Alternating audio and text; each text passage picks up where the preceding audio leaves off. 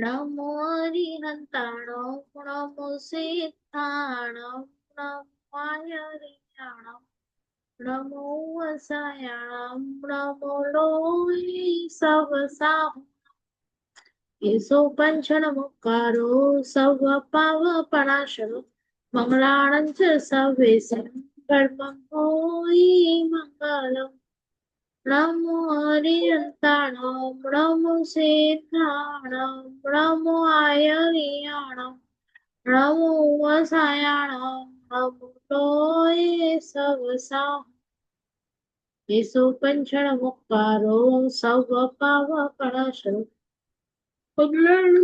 સવેસં કર્મં હોય મંગલમ નમો હરિહંતાણમ નમો સિદ્ધાણમ નમો આયરિયાણમ નમો વસાયાણમ નમો લોહી સવસા એસો puncture મુકારો serve પાવ પણાશરો મંગળાણં ચ સવેસં અધોલોક ઉદ્વલોક ત્રીજા માં રહેલા દરેક ત્રસ જીવ સ્થાવર જીવને સુખ મળે સાતા મળે સમાધિ મળે જલ્દી જલ્દી બધા જીવો મોક્ષે જાય એવી પ્રાર્થના. ચલો બરાબર સાતામાં છો બધા?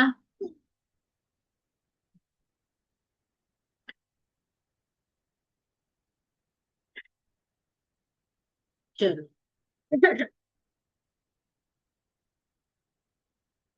આજે સવાલ પૂછીએ. કયો દિવસ છે આજે?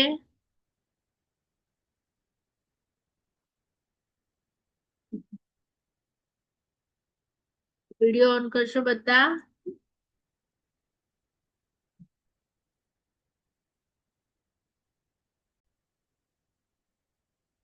પહેલા લાઈનમાં આપણે શું બોલીએ છીએ? નમો અરિહંતાણમ. તો અરિહંત ભગવંતોને મારા નમસ્કાર થાઓ. તો નમો અરિહંત આવવું જોઈએ, પણ અહીંયા છે નમો અરિહંતાણમ. તો આ શું છે? તાણમ. કેમ છે તાણમ? કોણ કહેશે? એમ નથી લખ્યું નમો અરિહંત કે હું અરિહંતને નમું, પણ શું મૂક્યું? નમો અરિહંતાણમ. એનો અર્થ શું? કોણ કહેશે? સાંભળ્યું છે ક્યાં?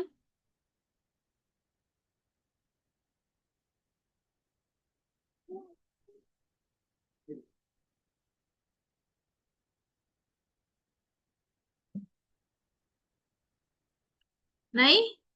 અરિહંત અને પછી આણમ બે શબ્દ છે. અરિહંત અને પછી આણમ. આણમ એટલે આજ્ઞા. તો હું નમું છું. કોને નમું છું? અરિહંત પ્રભુને અને એની આજ્ઞાને. એટલે અરિહંત પ્રભુ જે પણ કે ને એ મને માન્ય છે એમ. અરિહંત પ્રભુની આજ્ઞા મને માન્ય છે. અરિહંત પ્રભુ જે જે કહેતા હોય એ બધું મને માન્ય છે, એ પ્રોપર છે, એમના કેવલ જ્ઞાનમાં કહે છે.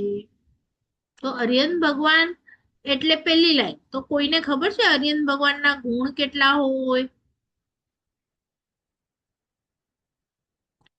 એમના ગુણ અરિહંત પ્રભુના જેવી રીતે કે હું કેટલા? 12. હા બરોબર. નહીં બીજા તમે નહીં આપો આન્સર, તમને તો આવડે છે બધું, તમે ભણી લીધું છે જૈનોલોજી. તમારા સિવાયના જેટલા યંગસ્ટર્સ છે ને એ લોકોને પૂછો. બોલો, ખબર છે કોઈને કે નથી ખબર? આપણે એ બેઝથી કરીએ. ચલો, કોઈને નથી ખબર? ચલો 12 છે, લખી લેજો તમારી બુકમાં. 12 ગુણ. જેવી રીતે કે એક વાટકીમાં હું સાકર મૂકું પીસેલી અને એકમાં મીઠું મૂકું, અને તમને કહું જુઓ તો આમાં કયું સાકર છે કયું મીઠું છે, તો તમને ખબર પડે ખાલી જોઈને? પીસેલી શક્કર હોય ને મીઠું હોય તો બંને એવા જ દેખાય, પણ તમે જરાક ચાખો, મોઢામાં નાખો તો તમને ખબર પડે કે ના પડે?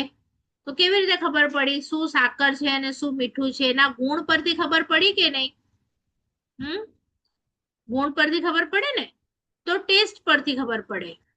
તો એવી રીતે અરિહંત પ્રભુ, જેમ તમે એમ સમજો કે તમે ચોથા આરામાં છો, તો એ ચોથા આરામાં પ્રભુ હોય અને બીજા પણ સાધુ હોય બધા સાથે, તેમાં આર્યન પ્રભુ કેવી રીતે અલગથી હોય, કેવી રીતે ખબર પડે? એમના ગુણથી ખબર પડે.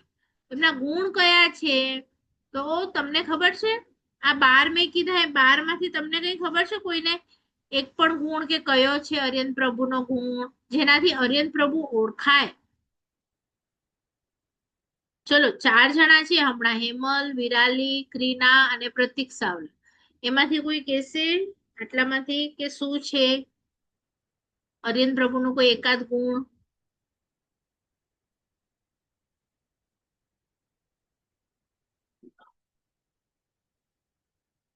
બોલો. નથી આવતું ખ્યાલ કોઈને? નહીં. ઓકે, નરેન્દ્ર મોદી આવે અને બીજા મિનિસ્ટર આવે, એમાં તમને ખબર પડે બાંદ્રામાં કે નરેન્દ્ર મોદી આવે છે, શું ખાસિયત હોય એ આવે તો? જોયું છે હાઈવે ઉપર થોડા પહેલા આગળ પોલીસની ગાડી હોય, ક્યાંક તો રસ્તો પણ બંધ કરી નાખે કે મિનિસ્ટર આવવાનો છે. તો એવી રીતે અરિહંત પ્રભુ હોય ને, એ આવે તો એમની માટે એક ખાસ સગવડ હોય. એમને જે દિવસે કેવળ જ્ઞાન થાય એ દિવસથી જ્યાં સુધી એ નિર્વાણ ન પામે તે દિવસ સુધી એમને પાસે તમારું એક નાનું સૂત્ર છે, ચૈત્યવંદન થી આગળ તમે બોલો છો નાનું સૂત્ર, કયું બોલો છો? 2 લીટી વાળું યાદ છે કોઈને? ચૈત્યવંદન થી પેલા 2 લાઈન નું. અશોક વૃક્ષ. હા, તો એ અશોક વૃક્ષ શા માટે ચૈત્યવંદન થી પહેલા બોલીએ છીએ? કે એ પ્રભુજીની ઓળખાણ છે. એ અશોક વૃક્ષમાં તમે સૂત્ર બોલ્યું હશે તો ખબર છે કેટલી વસ્તુ આવે છે? અશોક વૃક્ષ, પછી બીજું સૂર્ય પુષ્પ વૃષ્ટિ. બરાબર, એ બીજું છે. પછી ત્રીજું દિવ્ય ધ્વનિ, દિવ્ય ધ્વનિ, ચામર, ચામર, આસન, આસન, મંડલ, દુંદુભી, રાતપત્ર એટલે છત્ર. તો આ જે છત્ર. વસ્તુઓ છે ને, 8 વસ્તુઓ છે. કેટલી છે?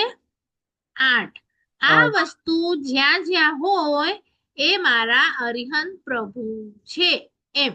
તો હવે જે આજે સમજો કે હું અરિહંત પ્રભુ છું, મહાવીર સ્વામીનો જીવ, અને મહાવીર સ્વામીને આજે કેવળ જ્ઞાન થયું, તો એ વખતથી મહાવીર સ્વામીની પાછળ એક મોટું વૃક્ષ આવી જાય, એ દેવતાઓ રાખે, અને એ વૃક્ષ કાયમ ને કાયમ એમની સાથે સાથે રહે. કેવું જાદુ જેવું લાગતું હશે. તમે હમણાં કોઈ માણસની પાછળ નથી જોયું, પણ તમે કાર્ટૂન જોશો ને તો એમાં બધું આવું આવે.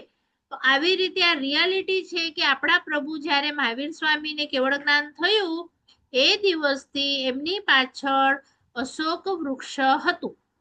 હવે આટલા બધા વૃક્ષો હતા એ જમાનામાં, એમાં અશોક વૃક્ષ જ કેમ એમની પાછળ દેવતાઓએ બનાવ્યું? કેમ બીજા કોઈ શાલી વૃક્ષ, સાલમલી વૃક્ષ, કેટલા બધા વૃક્ષો એ જમાનામાં હતા.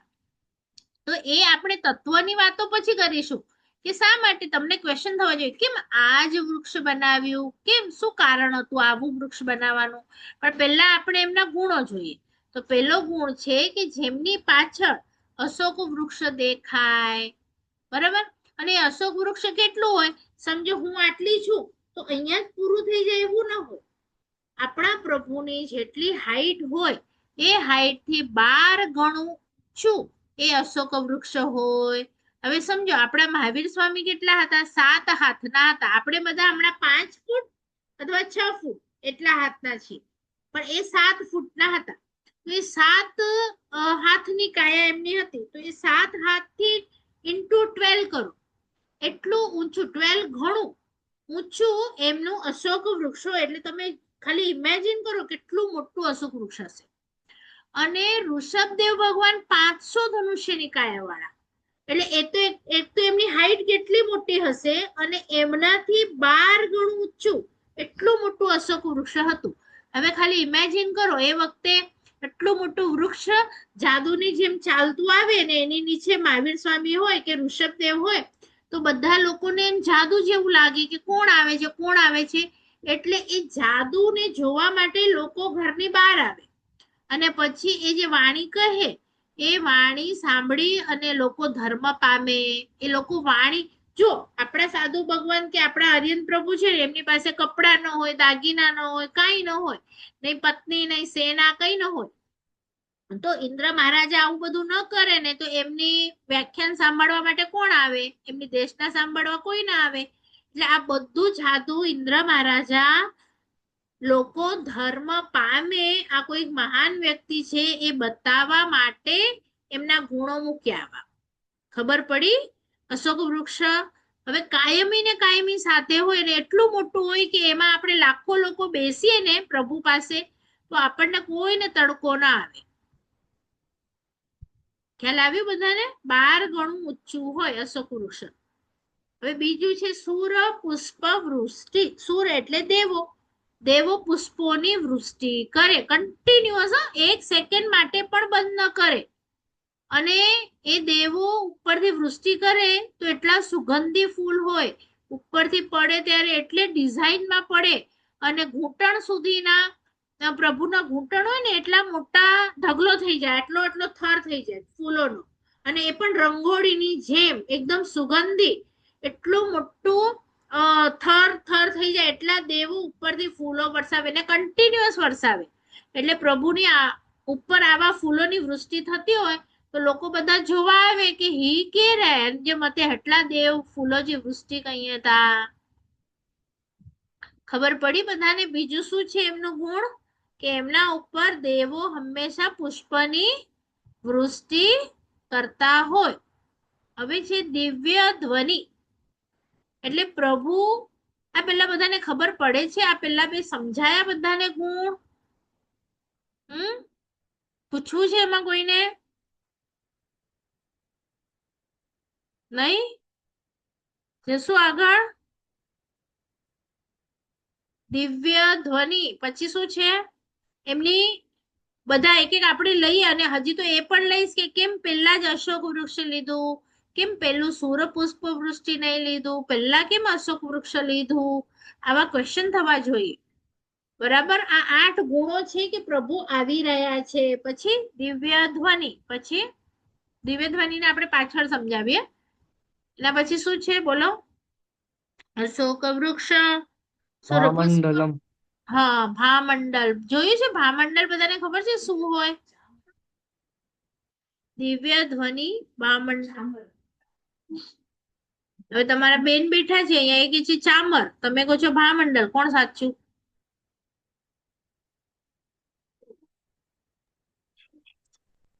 બોલો. અશોક વૃક્ષ બોલો તો, સૂત્ર બોલો તો, કોણ બોલે છે?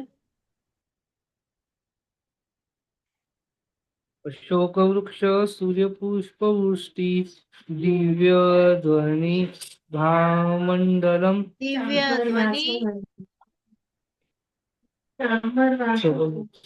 સૂર્યપુષ્પ ચામર હા આસનં ચામર ચ વાસણ. ભામંડલમ.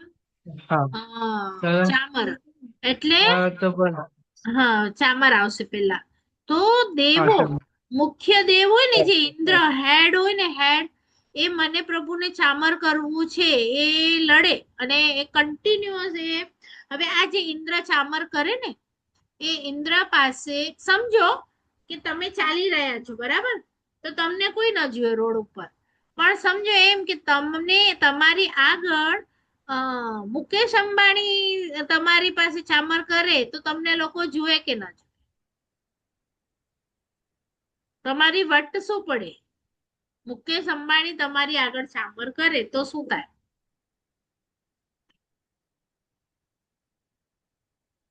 લાગે કે નહીં? તમે કોઈક મોટા વ્યક્તિ છો, હા? તો ઇન્દ્ર મહારાજ, આજે ઇન્દ્ર મહારાજાની પાસે વિમાન કેટલા હોય ખબર છે? આપણી પાસે એક વિમાન હોય તો આપણે શ્રેષ્ઠ હોઈએ કે નહીં? ગામમાં એક વિમાન હોય તો એની પાસે 32 લાખ વિમાન છે ને આખા પહેલા દેવલોકનો એ દેવ છે. અને દાગીના ને બધું તો તમે જવા દો, એની પાસે કેટલું હશે? એની પાસે દેવો, બધા દેવો એની નીચે હોય, અંડરમાં. એ દેવ પ્રભુને ચામર કરે તો લોકોને એમ થાય ને કે ઓલો ઇન્દ્ર મહારાજા જે છે એ પ્રભુને કરે છે ચામર, તો આ કોઈક મોટો વ્યક્તિ હશે. પછી એવી રીતે બધાને ખબર પડે. એટલે આ ચામર માટે પડાપડી થતી હોય, એમાં પણ જે આખી સભામાં જે હાજર હોય ને મોટામાં મોટો વ્યક્તિ એ ચામર કરે પ્રભુને. તો એ જે ચામર કરે એ ચામરની વેલ્યુ શું, નામ કેવી રીતે આવ્યું ચામર? તમે જોયા છે ને દેરાસરમાં વ્હાઈટ કલરના ચામર. તો એ ચામરના જે વાળ હોય ને એ ચમરી ઘાયા હોય, એના પૂંછના વાળ હોય આ. અને એ પૂંછના વાળ તમે જોયું છે, હિન્દુ લોકો હોય ને છોકરાઓ એક્ઝામ આપવા માટે જાય ને તો એ આમ ગાયની પૂંછને આમ માથા પર હાથ લગાડીને પછી જાય, ક્યારે જોયું હોય તો એ ગાયના જે પૂંછના વાળ છે ને એના મેડિકલ વેલ્યુ છે. તમે મેડિસિનલ એટલે કે તમે આમાં આજુબાજુ ફેરવો ને તો અહીંયા કોઈ કીટાણુ વિષાણુ રહેલા હોય ને તો એ બધા ક્લિયર થઈ જાય. Medicinal value.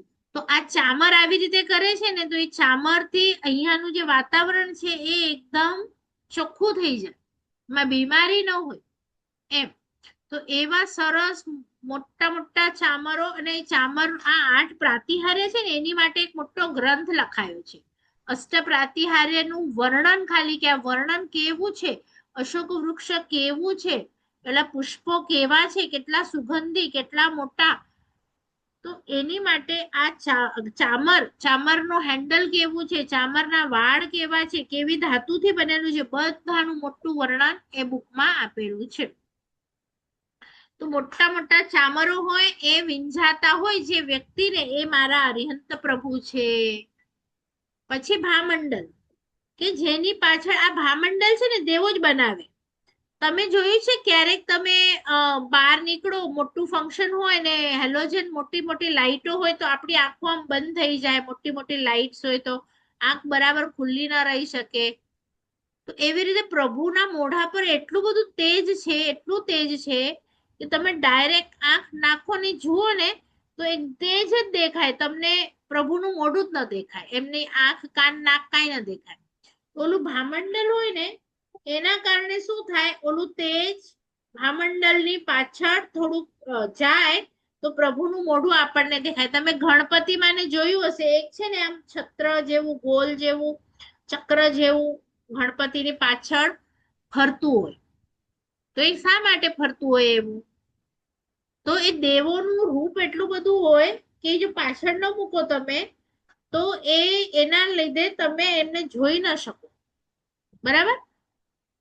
તો ભામંડલ યલો કલરનું હોય ને, મોટા મોટા આપણા આચાર્ય ભગવંતને પાછળ ને તમે જોશો ને ક્યાંક એમની મૂર્તિઓ, તો એમની પાછળ પણ તમને આવું યલો ગોલ દેખાશે કે એમનું પણ રૂપ તેજ એ ખૂબ હોય એટલા માટે.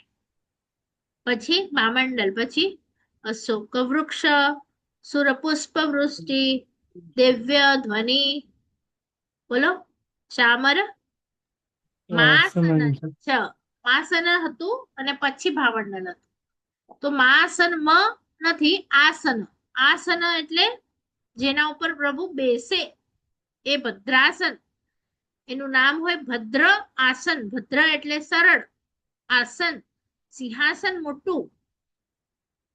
તો એ કેવું છે, શા માટે આવું છે, એમની સાથે સાથે આખું, હમણાં કેમ નેતા હોય તો ખુરશી રાખે, તો પ્રભુ હોય ને એમની પાછળ આખું સોનાનું ભદ્રાસન, મોટામાં મોટું સિંહાસન હોય ને એ ચાલે એમની પાછળ કે જ્યારે પણ પ્રભુને બેસવું હોય તો એ બેસી શકે.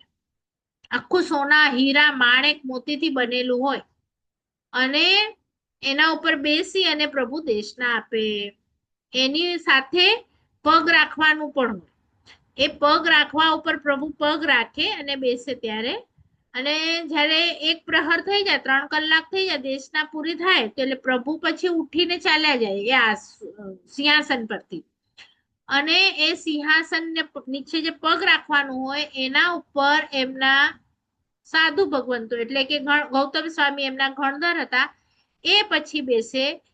પહેલા પ્રભુ 3 કલાક આપે દેશના અને પછી એ ગૌતમ સ્વામી દેશના આપે.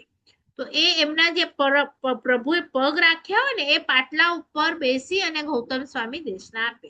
એ પણ 3 કલાક આપે સવારના. એટલે 3 કલાક વીર પ્રભુ, 3 કલાક ગૌતમ સ્વામી, પછી પાછી બપોરના 3 કલાક વીર પ્રભુ અને 3 કલાક ગૌતમ સ્વામી. એવી રીતે એક દિવસમાં ટોટલ પ્રભુ 6 કલાક આપે અને 6 કલાક ગૌતમ સ્વામી આપે દેશના. બરોબર? તો એ દેશના બધા સાંભળવા આવે એની માટે આટલી બધી મહેનત છે કે આ અરિહંત પ્રભુ કોણ છે, કેવા છે, કેવી રીતે ખબર પડે કે આ કોણ છે. તો આટલું બધું ઇન્દ્ર મહારાજા કરે. ચલો પછી ભામંડલમ દુંદુભિરાત. દુંદુભી એટલે આ એક ઇન્દ્ર મહારાજા જ્યારે દેવલોકમાં હોય અને જે દેવો હોય એ વગાડે એવું શરણાઈ જેવું ગોલ સાધન હોય, તો એ આગળ આગળ જે દેવતાઓ ચાલે એ દેવતાઓ આવી દુંદુભી વગાડે. માઇલ્ડ માઇલ્ડ મ્યુઝિક આવતું હોય કે કોઈક આવી રહ્યું છે. જેવી રીતે મોટા મોટા મહારાજા તમે જોયું છે દુલ્હા દુલ્હનની એન્ટ્રીઓ, એનાથી પહેલા એક મ્યુઝિક વાગે. જોધા અકબરનું હોય કે કોઈ બી એવું કે કોઈક આવી રહ્યું છે, તો એવી રીતે આ પ્રભુ જાય એનાથી પહેલા આગળ આવી રીતે દુંદુભી વાગે એટલે લોકો ઘરમાં હોય ને તેમને ખબર પડે કે બહાર આવે કે કોઈક આવી રહ્યું છે મ્યુઝિક થી. તો એવી રીતે આ દુંદુભી વગાડે. કોણ વગાડે? દેવો વગાડે. બરાબર? પછી બોલો, સૂત્ર બોલો. આખું પણ થઈ જશે અને કેટલા થયા? 8, 4, 5 કેટલા ગુણ થયા એ પણ જોઈએ. ચલો. દુંદુભિરાત પત્ર. પત્ર એટલે છત્ર. એટલે કેટલા છત્ર હોય? 3. ક્યારે પણ આપણા તીર્થંકર ભગવંત હોય એમને 3 છત્ર હોય. તમે જોયા છે બધા દેરાસરમાં 3 છત્ર છે તમારી ત્યાં દેરાસરમાં? અચ્છા, માતાજી હોય ત્યાં કેટલા છત્ર હોય અથવા હોવા જોઈએ? વ્યાયા પણ જે માતાજી જે સ્થાન તે માતાજીની ઉપર હોય છે છત્ર, જોયું છે? કેટલા હોવા જોઈએ અને શા માટે હોવા જોઈએ? કેટલા હોવા જોઈએ? માતાજી પર 3 છે તમારી ત્યાં? ઘણા બધા હોય છે માતાજી ઉપર. એ લોકો બીજા બીજા ચડાવે એમ, પણ આમ જનરલી માતાજી ઉપર એક છત્ર હોય. 3 ન હોય. આપણા પ્રભુ હોય ને એના ઉપર મોટું મોટું અને એનાથી મોટું એવી રીતે હોય ને 3 સાઈઝ અલગ અલગ હોય. તો એવી રીતે માતાજી ઉપર એક હોય. પછી તું ચડાય, આવું ચડાયો, ગચ મળે ચડાઈ અને ગચ થઈ બને એવું અલગ વસ્તુ હોય. પણ એક. હવે તમને ખબર છે 3 અને 1 શા માટે હોય? શું કારણ છે? છત્ર રાખવાનું શું કારણ છે? માતાજીને કેમ છત્ર, પ્રભુને કેમ છત્ર? એવો સવાલ થયો તો તમારા જિંદગીમાં ક્યારે પણ કે એની કે બેવ મળે તો કી ને પણ છત્ર કોણ લાય?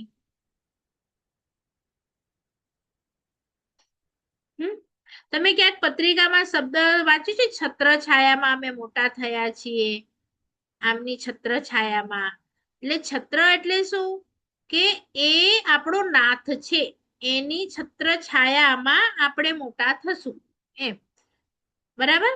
તમે નાના બચ્ચાને લઈને સ્કૂલમાં જતા હો તો છત્રી, વરસાદ પડતું હોય તો પપ્પા કેમ છત્રી પકડે અને એની નીચે છત્રીમાં એને ઓખણમાં હોય યા નીચે ચાલતો હોય તો એકદમ સુરક્ષિત હોય ને, એવી રીતે આપણે પ્રભુની છત્ર છાયામાં સુરક્ષિત છીએ એમ.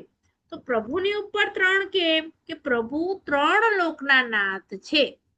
ખાલી આ દુનિયાની ઉપરનું લોક દેવલોકના પણ પ્રભુનાથ છે, અહીંયાનું લોક અને નીચેનું જે નરક છે એના પણ પ્રભુ જ હેડ છે.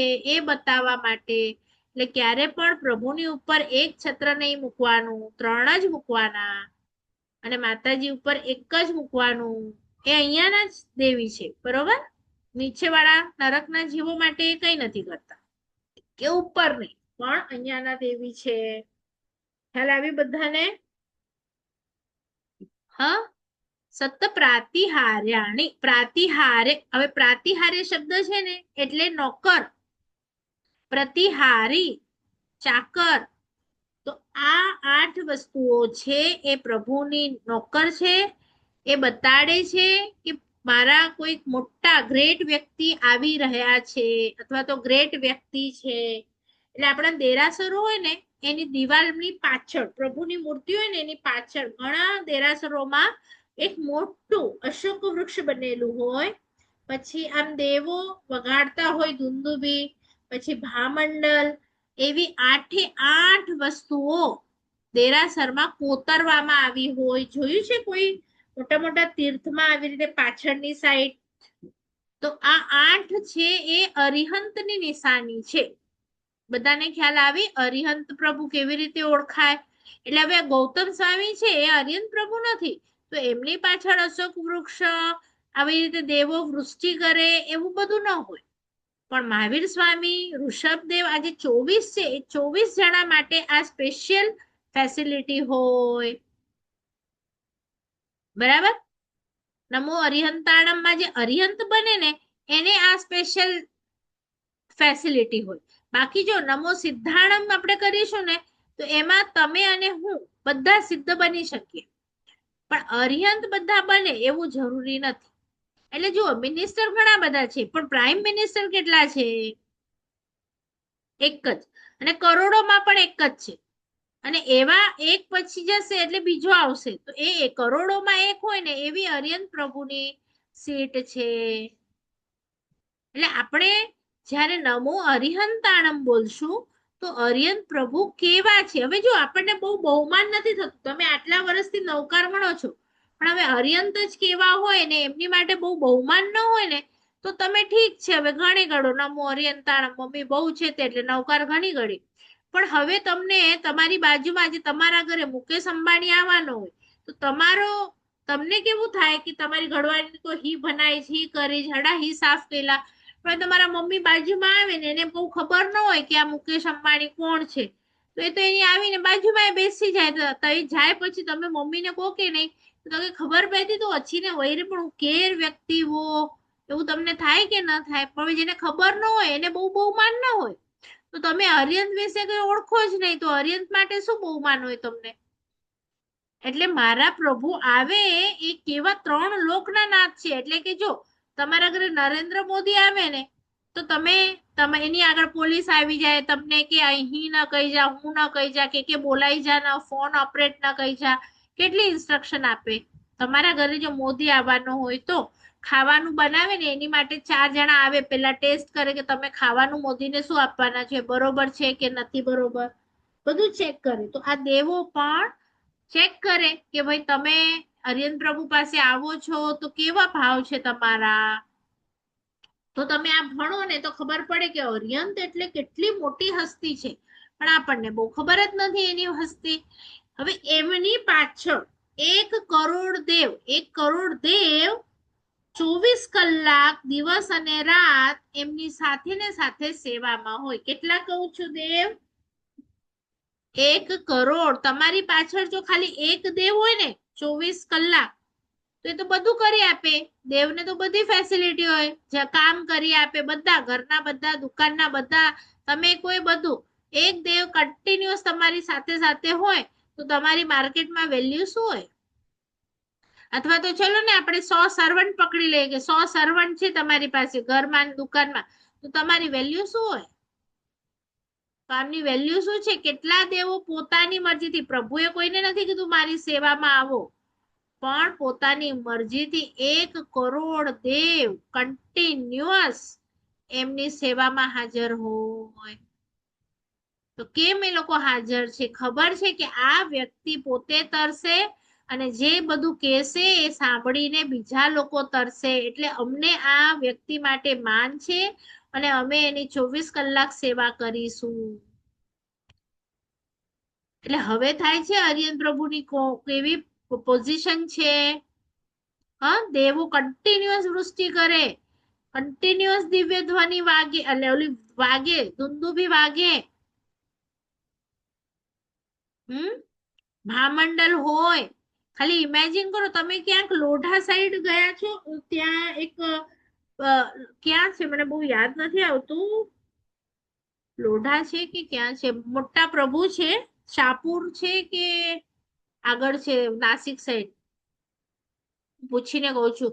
મોટા પ્રભુ છે ને એમની નીચે 9 કમળ છે. ઊભા છે ને ચાલે છે, વિહાર કરતા હોય ને એવો એક દેરાસરમાં છે દર્શન કરવા જેવું. નીચે 9 કમળ છે સોનાના. પ્રભુ ચાલે ને તો દેવો સોનાના 9 કમળ એમના પગ નીચે મૂકે. એ જમીન ઉપર પગ ન મૂકે દેવો, પ્રભુ આપણા. તો એ ચાલે, સમજો બે ઉપર કમળ ઉપર પગ છે તો આ કમળ છે એ આગળ આવી જાય પછી. તો એમ કરીને 9 કમળ લાઈનમાં સોનાના મોટા મોટા હોય અને પ્રભુ જમીન ઉપર પગ ન મૂકે. ખાલી એ દ્રશ્ય જો કે એ જ્યારે હશે, ચાલતા હશે ત્યારે કેવું વાતાવરણ છે, મોટા મોટા સોનાના કમળ ઉપર જે વ્યક્તિ ચાલે, તો એ કેવું હશે? કોઈ દર્શન નથી કર્યા એ દેરાસરના? મોટા છે પ્રભુ. હવે કરી આવજો, બાંદ્રાથી કરજો બસ અને જઈ આવજો એ દેરાસર, બરાબર? તો એ પ્રભુના 12 ગુણો છે, એમાંથી આપણે આ 8 ગુણો છે ને એ આમાં છે અશોક વૃક્ષમાં, અને બીજા 4 ગુણો છે ને એ તમે લોકો લખી લેજો. મીટિંગ કદાચ 2 થી 3 મિનિટમાં બંધ થશે, તો ફરીથી આપણે 10 મિનિટ રહીને જોડાશું અને 12 ગુણ આપણે કરીશું. બીજા 4 ગુણ છે તે હોય પેન પેપર તો હમણાં લખી લેજો. પહેલું છે, બોલું, જ્ઞાનાતિશય. જ્ઞાનાતિશય.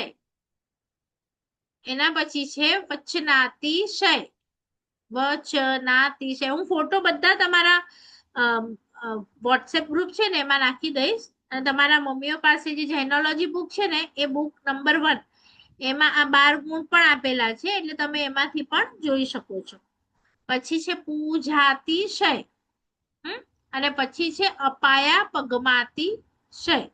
તો આ 4 ગુણ, એ શું 4 ગુણો છે એ પણ આપણે જોઈએ. તો આ બધાને અલગ અલગ કરવા પડશે, શબ્દથી છુટ્ટી સંધિ પાડવી પડશે. પછી આપણે બધું આજે અરિયન પ્રભુ વિશે જ જોઈશું કે એનાથી આપણા ભાવ ચડે. અરિયન પ્રભુ આટલા મોટા વ્યક્તિ છે, બાપ રે, એમની માટે આવું આવું થાય છે. તો ખાલી પહેલા 2 ક્વેશ્ચન છે. અરિયન પ્રભુના ગુણ કેટલા એમ કોઈ પૂછે તો તમારે શું કહેવાનું? 12. 12 માંથી આપણે કેટલા જોયા હમણાં? 8. બીજા 4 મેં પાછળથી લખાડ્યા. એ ટોટલી 12 ગુણ છે પ્રભુના. ક્યારે પણ અરિયન પ્રભુના ગુણ 12. હવે એ 12 ગુણ, હવે તમને એમ કહીશ કે અરિયન પ્રભુના અતિશય કેટલા. આપણે બીજો ક્લાસ હશે ને એમાં અતિશય ડિસ્કસ કરીશું. તો અતિશય કેટલા? અતિશય શબ્દ સાંભળ્યો છો કોઈએ કે પ્રભુના અતિશય કેટલા?